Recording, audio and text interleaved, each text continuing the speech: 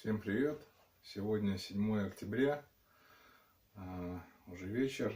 Вот сегодня мы с Андреем Дьяконовым собрали емкость. Мы тестируем, возможность того, чтобы сделать своими руками емкость для воды. В планах, у меня сделать двухкубовую емкость. Вот, за основу мы взяли фанеру толщиной 9 миллиметров. И сейчас я подготовил раствор, двухкомпонентный силор, да, уже смешал его. Сейчас буду наносить, как говорится, самыми простыми инструментами. Это вот кисть такая, да. В принципе, его можно там любыми способами наносить. Это кисть, валик, пульверизатор. Давайте посмотрим, как она будет наноситься на фанеру. Поехали.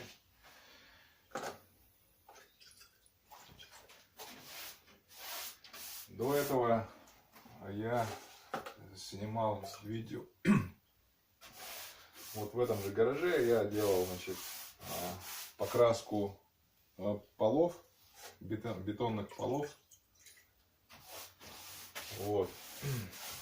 Сейчас он уже, можно сказать, обкатку прошел. Примерно знаю, как с ним работать. Но вот еще недавно буквально я узнал, что этот состав можно использовать еще и в других целях. То есть как гидроизоляцию. Да. То есть, как бы он уже предполагался, уже в технических характеристиках он, в принципе, гидроизолирует, да, но вот в новом свете для меня открылось то, что я увидел возможность собирания емкости для воды. Для меня это такая большая насущная проблема. Для всех тех, кто живет в частном деревянном доме и у него отсутствует, центральное водоснабжение. Вот. Все такие люди, они используют в своем хозяйстве в основном пластиковые, кто пластиковые, кто железные емкости, цинковые, там бочки всякие разные. Вот. Так как ценник на пластиковые емкости довольно такой кусачий для меня, по крайней мере. То есть там цены в зависимости от конфигурации, объема варьируются начиная от 20 тысяч рублей до мне кажется 40-50. Я честно говоря сильно не изучал, но то, что я смотрел по своим хотелкам, такая прямоугольная емкость, она что-то в районе 40 тысяч, что ли, стоит. То есть самые простые, дешевые, это такие круглые, овальные емкости. Мне она неудобно, углы нельзя использовать в помещении. То есть там много полезного места попадает. Вот. Поэтому нужна такая емкость, которая могла бы как можно меньше места полезного занимала. В данном случае это прямоугольная, такая не нужна. Вот. Насколько я знаю, изготовление еще таких металлических, они какое-то ограничение имеют по объему и так далее. То есть слишком большую емкость из жести почему-то не делают, как мне говорили. И ее еще проблематично мне поставить хотельно. То есть мне нужно будет стену разбирать для того, чтобы туда эту емкость запихнуть. Что пластиковая, что жестяная, железная. Все одно, как говорится. Сейчас я окрашиваю с двух сторон. Стараюсь тут со всех сторон прокрасить эту фанеру, чтобы она как бы имела защиту со всех сторон.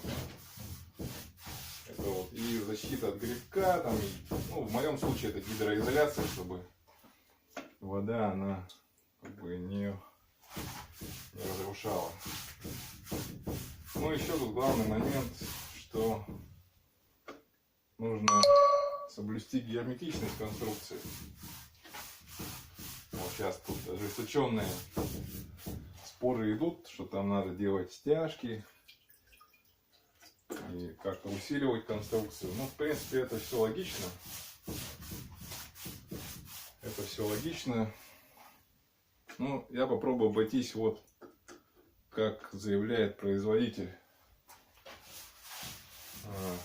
этого состава, что он может как бы скрепить эти детали без дополнительных вещей, так как он заявляет, что обладает страшной адгезией и сцеплением, что его сложно будет расцепить. Ну, попробуем это выяснить. Вот.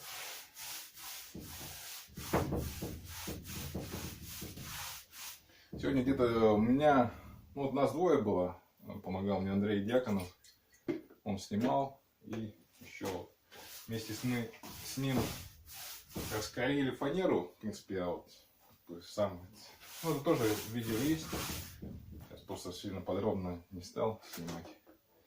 Считал, что в принципе это не так особо интересно, но может быть посмотрим. То есть подготовка работы, он тоже как бы довольно много времени отнимает.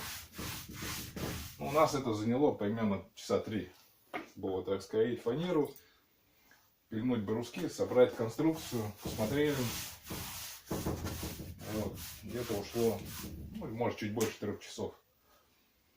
Вот. Сейчас я вот буду ее окрашивать со всех сторон. И посмотрим, сколько времени потребуется до полной готовности. То есть, насколько возможно собрать все это дело своими руками. Я видел уменьшенную, скажем так, ну не копию, а емкость меньшего размера. Вот. Она вот ну, вместе с водой она находилась все лето на улице. Сейчас она осталась там вода в ней осталась и замерзла даже, как бы. И в принципе ничего с ней такого страшного не случилось. Ее там не повело, не расперло. Там буквально ее держит парочка саморезов ну, с каждой стороны. Ну, основной как бы упор, конечно, это село. То есть основной связующий компонент это село. На что я и как бы делаю расчет.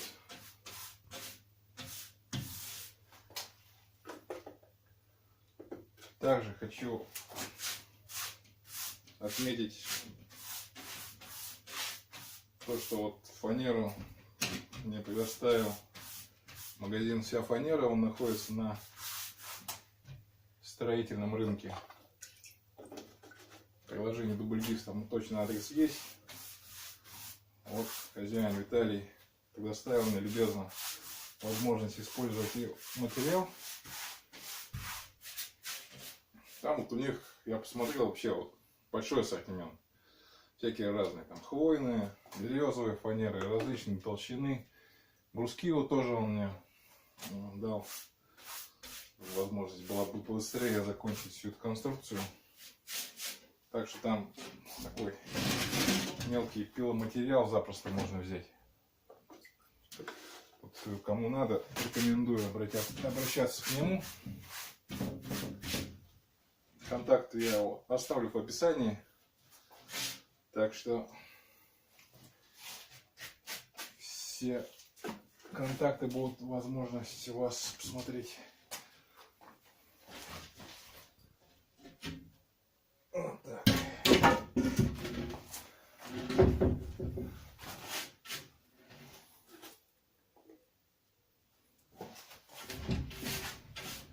наверное, если бы я это дело собирал один, то времени бы чуть больше бы заняло.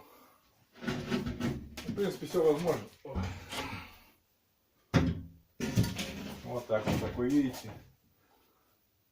Ничего сложного нет, специальных инструментов не требуется. Я использовал дисковую пилу, лобзик.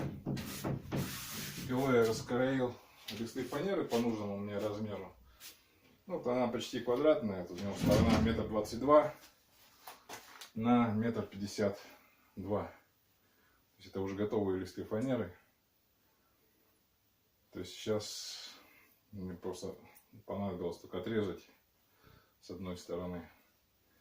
И вот такие вот бруски для соединения использую внутри конструкции.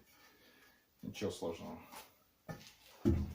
Так что жмите лайк, подписывайтесь на канал. Будем смотреть, что происходит дальше.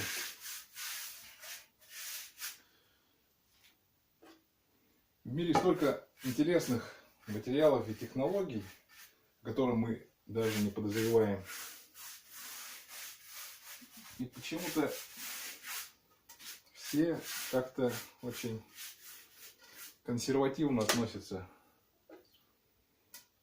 к старому.